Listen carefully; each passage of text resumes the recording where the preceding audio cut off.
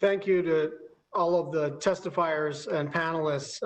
Chairman Powell, I want you to take us through two very simple scenarios. The first is if Congress takes no additional action in the next couple of months. And the other is if Congress steps into the breach and passes another fiscal policy bill. I know you are loath to weigh in on specific policy recommendations, but I want you to talk in terms of the overall economy about the impact on quarters 3 and 4, should we decide to say that the bills that we've passed are enough?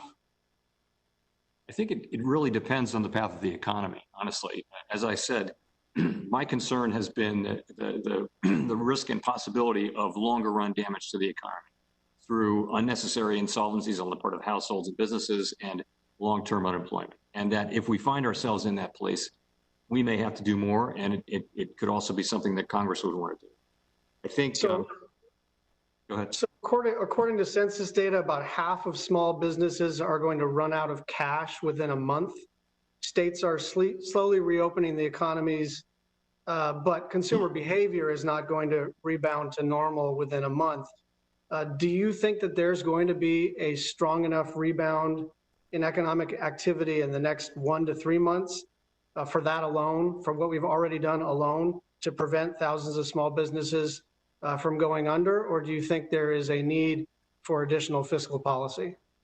So I think we're going to see here fairly quickly how the reopening goes. And it's very hard to know. We haven't done this thing before. No one's done this sort of thing before. So I think you were going to be getting a lot of information fairly quickly here in terms of what may be needed. I am reluctant to, I make my comments on fiscal policy at a general level. I'm reluctant to talk about timing and specific provisions. It's really not the Fed's role. We do try to stick to our knitting.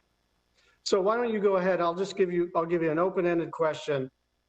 Please provide the panel with some comments about the importance of fiscal policy over the next 6 to 9 months. So it's a combination of a couple things. First, just as I mentioned, the risk of lasting damage to the productive capacity of the economy through the labor force because of longer term unemployment and through unnecessary avoidable insolvencies on the part of small and medium-sized businesses. Those two things create a real risk. The other thing I'll point to is what we do is we address liquidity problems, not solvency problems. We have lending powers, not spending powers. So over time, and this is not a certainty, this is a possibility, over time, solvency problems emerge from liquidity problems. Liquidity can develop into solvency with the passage of time. That all depends on the path of the economy, how well the reopening goes, and which path we find ourselves on. So I think, look, I think what Congress has done to date has been remarkably timely and forceful. I think you could say the same about what we've done. I do think we need to take a step back and ask over time, is it enough? And we need to be prepared to act further. And I would say we are if the need is there. Seems to me that the distinction between a solvency problem and a liquidity problem applies to big institutions, big corporations, even governments. But when you're talking about a small business or a family, there's not much of a difference between having a cash flow problem and simply being flat broke. And it seems to me that that distinction, which you are able to make and rightly do as the head of the Federal Reserve, is a rather abstract one for the companies that are 8 persons and the families that are sort of at economic death's door. They don't distinguish between a solvency problem and a liquidity problem. They've run out of money.